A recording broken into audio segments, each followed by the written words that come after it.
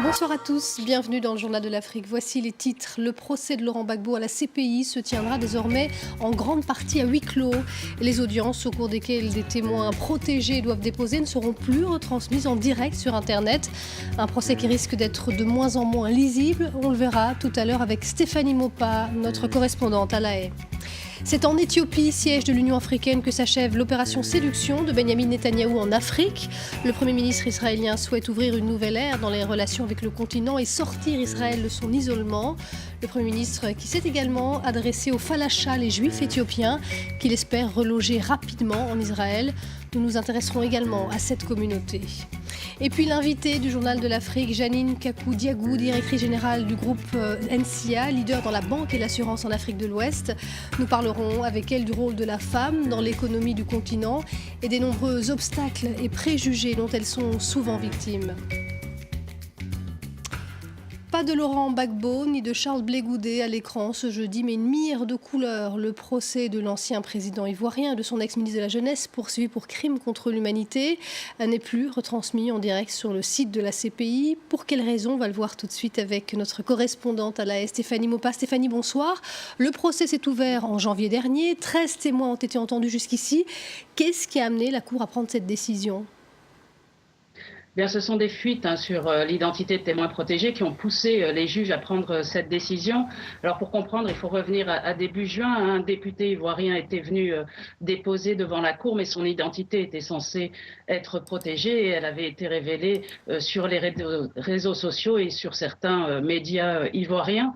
Alors le juge avait décidé que si ça continuait comme ça, eh bien il allait ordonner le huis clos. La fin de cette déposition avait pu, sur l'insistance du témoin lui-même d'ailleurs, se dérouler en public, mais finalement, après cet incident, eh bien, les juges ont décidé que la suite des procédures ne serait plus retransmise en direct, mais qu'elle serait accessible au public seulement quelques jours ou quelques semaines après la déposition des témoins en question. Alors, ce qui est assez curieux dans cette décision, c'est que depuis le début du procès, eh bien, c'est la Cour elle-même qui a, à plusieurs reprises, révélé par inadvertance l'identité de certains des témoins protégés, soit au cours de leur déposition devant les juges, soit parce que le greffe, par exemple, avait oublié de couper la retransmission lors d'une audience à huis clos, au cours de laquelle, justement, le procureur évoquait des témoins protégés et qui étaient considérés par l'accusation comme des témoins clés. Donc cette décision, jusqu'ici, sur les 13 témoins en fait, qui ont comparu dans ce procès, 4 seulement ont déposé entièrement publiquement, c'est-à-dire sans utiliser de pseudonyme, et la Cour utilise de façon quand même quasi systématique la protection pour les témoins, et qui est une protection qui est essentiellement destinée à éviter une toute pression médiatique sur ce procès qui est quand même assez sensible. Stéphanie, très rapidement, est-ce que ça risque d'amener de nouvelles critiques sur la CPI et son fonctionnement?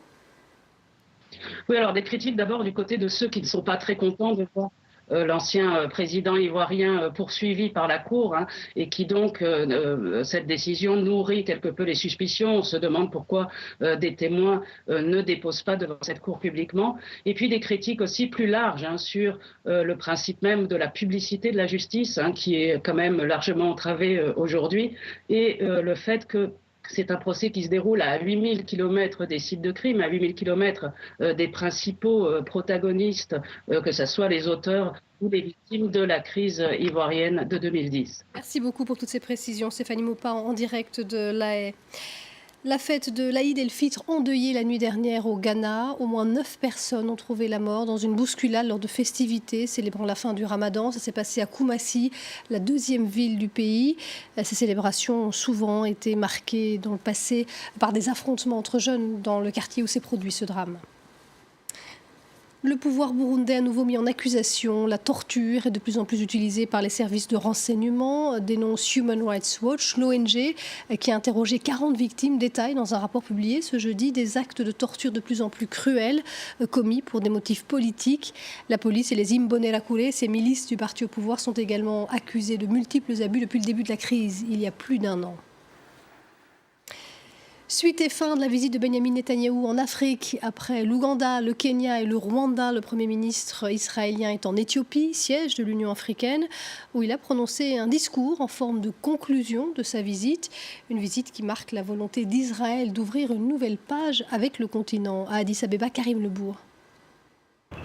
Benyamin Netanyahou est venu chercher à Addis Abeba le soutien de l'Afrique pour aider à sortir Israël de son isolement dans les institutions internationales. L'Éthiopie vient tout juste d'être élue pour 2 ans au Conseil de sécurité des Nations Unies et son Premier ministre a promis de soutenir Israël à l'ONU. Il a également promis d'aider Israël à obtenir un siège d'observateur auprès de l'Union africaine, une organisation qui affiche régulièrement sa solidarité avec les Palestiniens. Benyamin Netanyahou a dit devant les parlementaires éthiopiens qu'il veut ouvrir une nouvelle ère avec l'Afrique, une opération séduction qui se traduit par une coopération accrue pour aider l'Éthiopie à moderniser son agriculture, développer son tourisme, accéder à de nouvelles technologies, un partenariat que Benyamin Netanyahou propose d'étendre à tous les pays africains qui le souhaitent. Nous croyons en l'Afrique, a-t-il dit au Parlement éthiopien, et nous voulons voir des ambassades israéliennes s'ouvrir sur l'ensemble du continent africain. Et puis autre sujet abordé par Benyamin Netanyahou, la question des falachas, les juifs éthiopiens, dont une grande partie s'est installée en Israël. Il en reste 9000 sur le territoire éthiopien. La porte leur est grande ouverte, a indiqué Benyamin Netanyahou, qui espère les reloger rapidement en Israël. Qui sont ces falachas? Comment vivent-ils dans l'État hébreu? Le récit de Nicolas Germain. Les premiers juifs seraient arrivés en Éthiopie il y a 3000 ans, après avoir quitté le royaume du roi Salomon. Ils ont souvent été persécutés. Mais en 1973, des rabbins en Israël estiment que cette communauté a bien des racines bibliques. Dans les années 80, Israël commence des grands ponts aériens. En 1991, lors de l'opération appelée Salomon, 14 000 personnes sont évacuées vers Israël en 33 heures. Résultat, aujourd'hui le pays compte plus de 130 000 juifs éthiopiens, appelés les falachas. Il y a 3 ans, Israël annonçait le dernier grand pont aérien. J'ai attendu 8 ans dans la ville de Gondar. L'attente fut terriblement difficile. Certaines personnes ont même attendu plus de 15 ans. Mais 9000 Éthiopiens affirment toujours attendre de pouvoir s'installer en Israël. Jeudi, à Addis Abeba, Benyamin Netanyahou a déclaré qu'il pourrait venir, mais il n'a donné aucune date précise. Ceux qui arrivent en Israël découvrent souvent une dure réalité. L'an dernier, des centaines d'entre eux avaient manifesté à Jérusalem pour dénoncer des violences policières contre leur communauté. Plus généralement, ils se plaignent d'être victimes de discrimination. Ça fait 30 ans que je suis en Israël et je constate qu'il y a du racisme dans les écoles, dans les cours de récré. Qu'est-ce qu'on peut faire? On vit ici, mais on ne nous laisse pas nous intégrer dans cette société. Aujourd'hui, en Israël, 1/3 des falachas vivent sous le seuil de pauvreté. Et la fin de la tournée africaine de Benyamin Netanyahou coïncide avec le début d'une visite sur le continent du Premier ministre indien. Narendra Modi était au Mozambique ce jeudi avant l'Afrique du Sud, la Tanzanie et le Kenya. Une tournée destinée à renforcer l'influence économique de New Delhi face au grand rival chinois. Une série d'accords, notamment dans le secteur de l'agriculture et de la sécurité, ont été signés. L'économie et la place des femmes dans ce secteur clé ont été au cœur d'un forum organisé ce jeudi par l'UNESCO, un forum qui rassemblait des femmes leaders sur le continent. Et nous recevons ce soir l'une d'entre elles, Janine Kakou-Diagou, bonsoir. Bonsoir. Vous êtes ivoirienne et directrice générale du groupe NCA, leader dans la banque et dans l'assurance en Afrique de l'Ouest.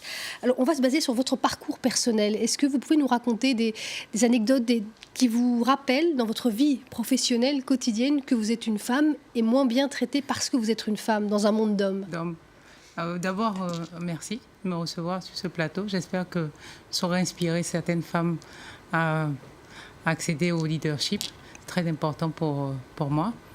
En tant que femme, il m'est arrivé très souvent, enfin tous les jours, de rencontrer ce monde qui est un monde d'hommes, le monde financier. Et quand j'ai rejoint le groupe familial que je dirige aujourd'hui... Monsieur, votre père a fondé ce groupe et est président de ce groupe. Voilà, j'ai commencé comme auditeur, tout simplement. Et j'ai gravi des échelons comme tout le monde dans le groupe. Et quand je suis arrivée à un certain niveau, j'avais l'impression d'avoir atteint un plafond de verre. Et c'était un passage du SEM directeur de l'audit au directeur financier. Ça fait l'objet de 2 ou 3 conseils d'administration, ce qui, à mon avis, ne méritait pas autant de débats. Si vous aviez été fils en plus du président du groupe, ça ne serait pas passé de la même manière. Je pense que ça serait passé autrement. Et est-ce qu'il y a des différences de salaire notamment parce que vous êtes une femme? Oui, bien sûr. Quand je suis arrivée à ce poste de directeur financier exactement, je gagnais, la proposition qui m'avait été faite était de 40% moins que celui, le directeur financier que je remplaçais. Et le véhicule qu'on me proposait était un véhicule d'une autre gamme, d'une gamme inférieure. Au prétexte que j'étais mariée et que je pourrais prendre dans le parc de véhicule de mon mari. Ce qu'on n'aurait jamais demandé évidemment à un homme. Voilà. Pour lutter contre ces préjugés, c'était aussi l'objectif de ce forum, notamment aujourd'hui.